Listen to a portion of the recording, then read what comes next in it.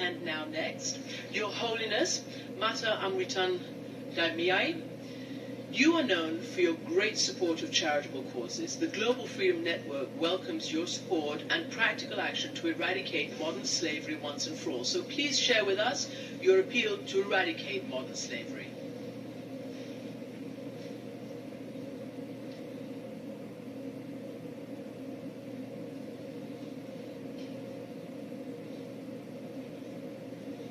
ആത്മസ്വരൂപനായിരിക്കുന്ന എല്ലാവർക്കും നമസ്കാരം. ആദരണീയായ പോപ്പ് ഫ്രാൻസിസും മറ്റ് വിശിഷ്ടാതിഥികളെ ആദ്യമായി ചരിത്ര പ്രാധാന്യം for participating in such a historic gathering. I take this opportunity to offer my gratitude for the determination and social commitment of His Holiness and to Chancellor of the Pontifical Academy of Sciences, respected Bishop Marcelo Sanchez Sorondo, who has worked very hard to make this assembly a reality. Human trafficking is one of the worst curses that plague society, not only for this century, but since the beginning of time. The more we try to eradicate slavery and forced labor, it seems to rebound with doubled strength, like an evil ghost that keeps haunting us. As His Holiness has stated, human trafficking is an open wound on the body of contemporary society. It is a crime against humanity. It is the duty of each country to implement laws that work towards eradicating this extremely cruel and immoral crime and to liberate and protect victims from such a fate. It is also the moral responsibility of every citizen who is committed to justice and social welfare. We're all aware of the bitter truth that this problem cannot easily be solved, for the wound of human trafficking is centuries old and extremely deep-rooted. We've been granted the blessing of life through God's compassion, so this life should be spent performing good deeds as an offering. To destroy another person's life is a misuse of God's gift. All living beings are instruments in the hands of the divine. The law of God's court is righteousness, or Dharma. Let us all strive to respect and follow this law. Human trafficking is unrighteous. All religious leaders have the ability to help both the perpetrators who trap their fellow human beings in the net of enslavement, as well as the victims who get caught in this net. They both need to be guided to the right path.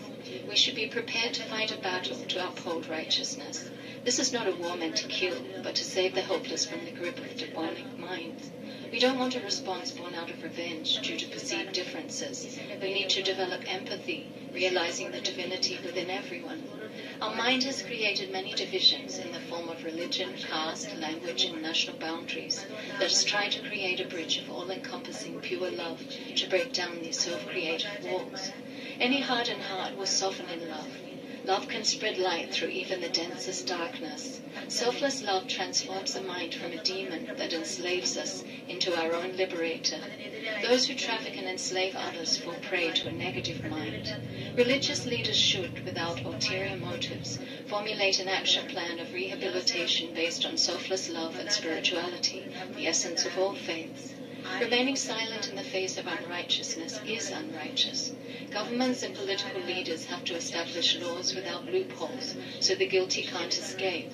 In many countries, the government and NGOs are fighting against trafficking, but we see no reduction in the power and massive financial gain of those who make a business out of treating living beings as mere objects to be used and eventually discarded. The number of victims is rapidly increasing. Like the roots of an enormous tree, the roots of this tragedy are pervading deeper into society. If we fail to do something effective against this injustice happening right in front of our eyes, it will constitute a travesty against future generations. Victims of human trafficking lose their self-respect and fall into a pit of despair.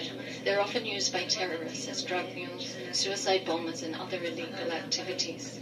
Some foods we eat daily are produced by children who are first forced to work day and night. Victims' kidneys and other body parts become commodities sold in the marketplace. When these victims are no longer useful and have developed psychological problems as a result of abuse or contract incurable diseases such as AIDS, they're finally thrown out onto the streets. I've personally seen and listened to thousands upon thousands of examples of human trafficking. Once a woman came to me and burst into tears. She said, "Amma, I have AIDS. My only desire is to see my child before I die. Please help me." When I was 9 years old, I worked as a domestic servant for a family. There I met an elderly man. He promised a better salary and various other benefits. Because my family had financial problems, I left with him. When we reached the new place, I saw there were many other girls there, but I wasn't allowed to speak to them. Finally, I realized it was a brothel, and men started to rape me regularly. At first, I felt angry as well as guilty for what I was being made to do. But as time went by, I lost all sense of dignity and even started to find pleasure in my work. After 5 years, I gave birth to a baby girl. They let me breastfeed for the first month, then suddenly took her away. After a few years, I was diagnosed with HIV. They didn't allow me to see my child. When I became really sick, they promised to take me to a hospital, but instead, they abandoned me. I begged to see my child just one more time, but they never agreed. They didn't even take me back to the brothel. Everyone I approached for help treated me with disgust and loathing. The only thing they didn't do was throw stones at me. All doors close in my face. I cannot live in this world anymore. I just want to see my child once more before I die. Will they inject her with hormones to make her look older, use her like they used me, and eventually throw her out? Hearing her pathetic story, I sent some people to try to find her daughter. It was a difficult task. Other women narrated their horrifying story to Amma. A man used to visit us regularly. He would help with whatever was needed, and we became very comfortable with him.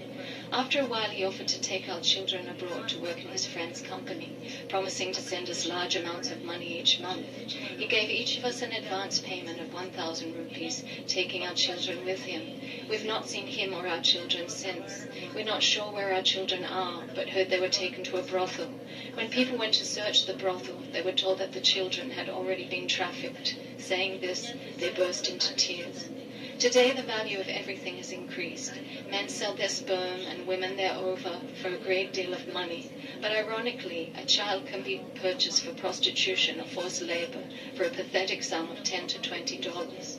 In spite of taking regular medication, if a diabetic continues to eat sweet food, their blood sugar level will increase. So diet control and lifestyle modification are more important than medication. Impoverished children who lack access to proper education because schools are scarce often only go to 4th or 8th grade. We need to provide the new generation, as well as victims of human trafficking, with a practical education to help create a greater awareness within them. We need to awaken their latent courage and self-confidence to help them arise. They need to realize they are not helpless and vulnerable like kittens. They are mighty and courageous lions. We have to help them elevate their minds. There are two types of education: education for a living and education for life. When we study in college striving to become a doctor, lawyer, or engineer, this is education for a living. On the other hand, education for life requires an understanding of the essential principles of spirituality.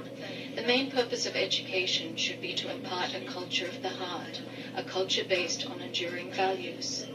When Amma's devotees go to villages to give vocational training, women are also given life enrichment and sex education classes. As a result, many young women have been able to save themselves from people trying to sell them for prostitution, sometimes even their own parents. Amma has been able to help 80% of the women who were forced into prostitution and came to her for help. The other 20% are continuing the same way of life. They don't want to change, and Amma has not tried to force them. Lust is a kind of a hunger. Even if we feel hungry, we don't devour everything we can get our hands on. If we go to a restaurant and see what others have ordered, we may think, I wish I'd ordered that dish instead. But even if we feel this way, we exercise a certain amount of restraint. In this manner, we need to exercise restraint for everything in life, especially lust. Spiritual values need to be inculcated at a young age. When Amma was a child, her mother would say, never urinate in the river. The river is the Divine Mother. When we swam in the backwaters, even though the water was cold, remembering our mother's words, we could restrain ourselves. When we develop a reverential attitude towards a river, we will never defile it. Our respect towards the river helps to keep it clean, and the clean river ultimately benefits everyone who uses it. It's not important to debate whether God exists or not.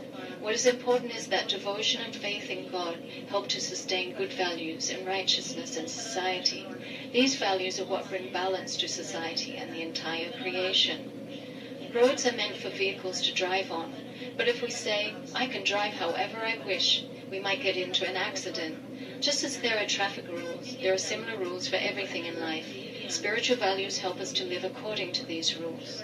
A lot of people are working hard to put a stop to child labor, but just by banning it, we won't be able to solve the problem. Once a man brought a 10-year-old boy to Amma. He wanted Amma to raise the boy in the ashram and told the story of how he became an orphan. His father had died 2 years before, so his mother and sister went to work in a matchbox factory near their home. His mother was diagnosed with chronic kidney disease and was bedridden, unable to work. His sister was paid very little, but just enough to make ends meet. After a while, laws were established that banned child labor. The owner of the factory was arrested and his company shut down. All the children working there were let go. Distraught at the loss of their only source of income, the mother sent her son to school in the morning. Then she poisoned her daughter and herself. It is justifiable to shut down such factories, but we often forget the families of young children who depend on these factories in order to live. Before we push drastically to stop child labor and human trafficking, first we need to build a foundation to help these families become self-sufficient and ensure their future. Spirituality begins and culminates in compassion. If we could transform compassion from a mere word into a path of action, we would be able to solve 90% of the world's humanitarian problems. There are 2 types of poverty in the world. The first is due to lack of food, clothing and shelter. The second is the poverty of love and compassion. We need to tackle the second type of poverty first. If we have love and compassion, we will wholeheartedly serve and help those who lack basic needs. According to the Bhagavad Gita, the creator and creation are one, just as waves in the ocean are one and the same.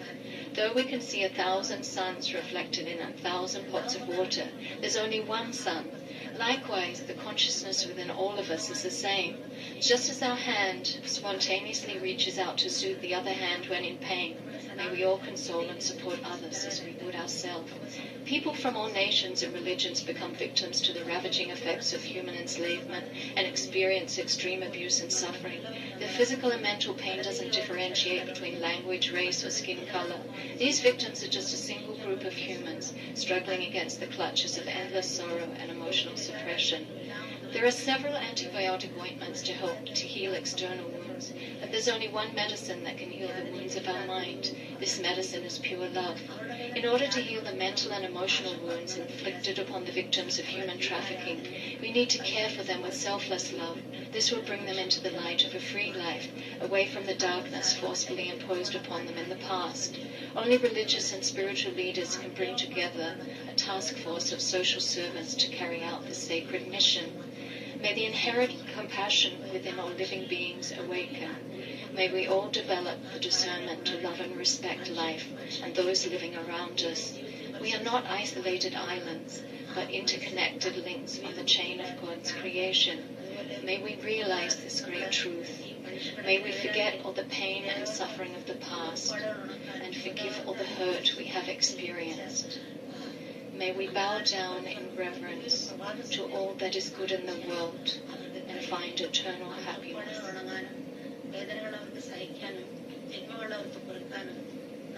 മുമ്പിൽ കൃതജ്ഞതാപൂർവ്വം നമസ്കരിക്കാനും അവർക്ക് കഴിയട്ടെ. ഇതിനെ സാധാരണ പറയുന്നത് അനേക തലങ്ങളിലുള്ള ഒരു വാചകൾ, അനേക തലമുള്ള ഒരു പ്രവർത്തനമാണെന്ന് പറയും. അതിന് പരിഹാരം അനേക തലത്തിൽ കൊണ്ടുവന്നാലേ സാധിക്കുള്ളൂ. ധാർമ്മിക വശമുണ്ട്, സാമ്പത്തിക വശമുണ്ട്, അതുപോലെ തന്നെ നിയമപരമായ വശമുണ്ട്, നിഷ്കാമ സേവനത്തിലെയും ബോധവൽക്കരണത്തിലെയും തലമുണ്ട്.